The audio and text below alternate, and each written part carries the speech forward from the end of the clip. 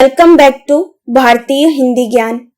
आज हम लोग मलिक मोहम्मद जायसी जी का जीवन परिचय पढ़ेंगे। अगर आप लोग और भी कवियों के जीवन परिचय पढ़ना चाहते हैं तो आप मेरे चैनल की प्लेलिस्ट में जाकर और भी कवियों के जीवन परिचय पढ़ सकते हैं। सबसे पहले हम लोग देखेंगे इस जीवन परिचय में कौन कौन सी हेडिंग को पढ़ेंगे। सबसे पहले हम लोग पढ़ेंगे मलिक मोहम्मद जायसी जी का जीवन परिचय। इस हेडिंग में हम लोग इनके जन्म और इनकी शिक्षा के बारे में जानेंगे। सेकंड हेडिंग है जायसी की रचनाएं। जायसी जी ने जितनी भी रचनाएं लिखी हैं इसके बारे में हम लोग पढ़ेंगे। जायसी जी की एक रचना है पद्मावत और बहुत प्रसिद्ध है, इसलिए हम लोग इनकी इस रचना के बारे में भी जानेंगे।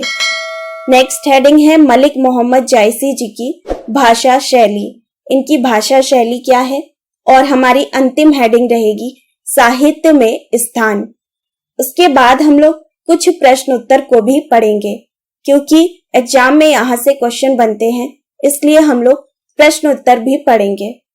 तो चलिए सबसे पहले हम लोग जायसी जी का जीवन परिचय पढ़ते हैं।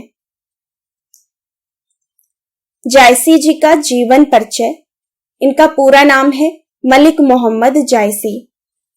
मलिक मोहम्मद जायसी जी का जन्म सन 1492 ईस्वी में उत्तर प्रदेश के रायबरेली जिले के जायस नामक स्थान में हुआ था। इनके पिता का नाम मलिक राजे अशरफ था। इनके पिता किसान थे, वह खेती किया करते थे। जायसी जी भी कभी कभी अपने पिता के काम में थोड़ी बहुत मदद किया करते थे।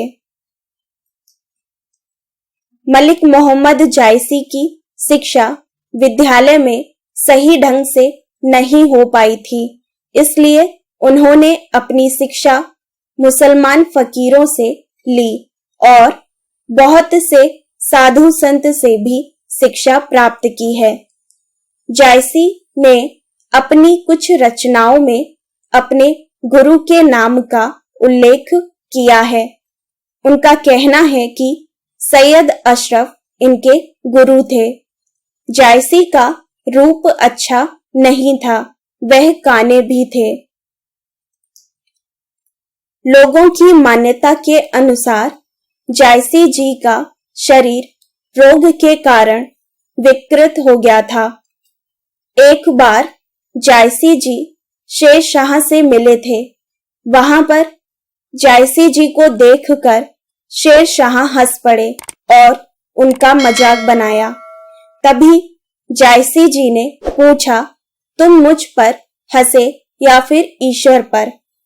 शेरशाह जायसी जी की बातों को सुन करके बहुत लज्जित हुए और जायसी जी से क्षमा भी मांगी। कुछ समय बाद जायसी घर छोड़कर यहाँ वहां फकीर की भांति घूमने लगे और अपना जीवन साधुओं फकीरों के साथ भटकते हुए बिताया। जायसी की मृत्यु सन 1548 ईस्वी में हुई। अब हम लोग नेक्स्ट हेडिंग को पढ़ते हैं। जायसी की रचनाएं। मलिक मोहम्मद जायसी के लिखे हुए अनेक ग्रंथ प्राप्त होते हैं।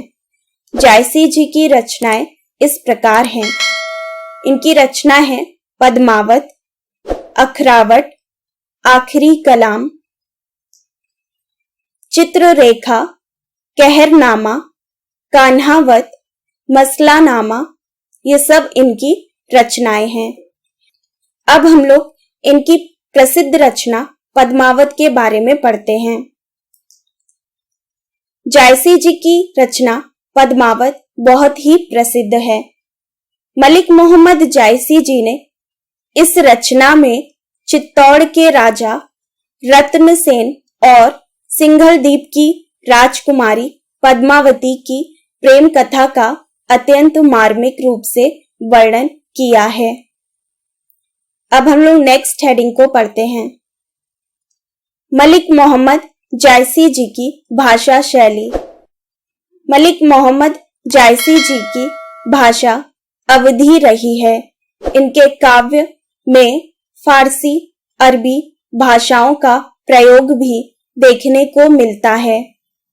इन्होंने अपने काव्य में श्रृंगार रस, करुण रस दोनों का प्रयोग किया है और अपने ग्रंथों में मसनवी शैली का प्रयोग किया है। मलिक मोहम्मद जायसी जी ने लौकिक प्रेम के माध्यम से अलौकिक प्रेम की अभिव्यक्ति की है। इन्होंने अपनी रचनाओं में दोहा, चौपाई, छंद का प्रयोग किया है। जायसी ने काव्य में मुहावरे, लोकोक्तियां तथा अलंकारों का प्रयोग किया है। अब हम लोग नेक्स्ट हेडिंग को पढ़ते हैं। साहित्य में स्थान। मलिक मोहम्मद जायसी हिंदी साहित्य के भक्तिकाल के, निर्गुण धारा के, सूफी शाखा के कवि थे।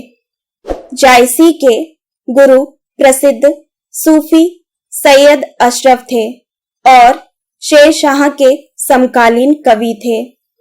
इनकी रचना पद्मावत का नागमती वियोग खंड हिंदी साहित्य की अनुपम निधि है।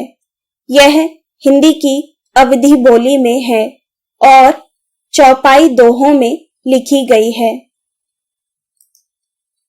पद्मावत हिंदी साहित्य के अंतर्गत सूफी परंपरा का प्रसिद्ध महाकाव्य है। मलिक मोहम्मद जायसी जी ने प्रौढ़ और गंभीर काव्य शैली का प्रयोग अपने काव्य में किया है।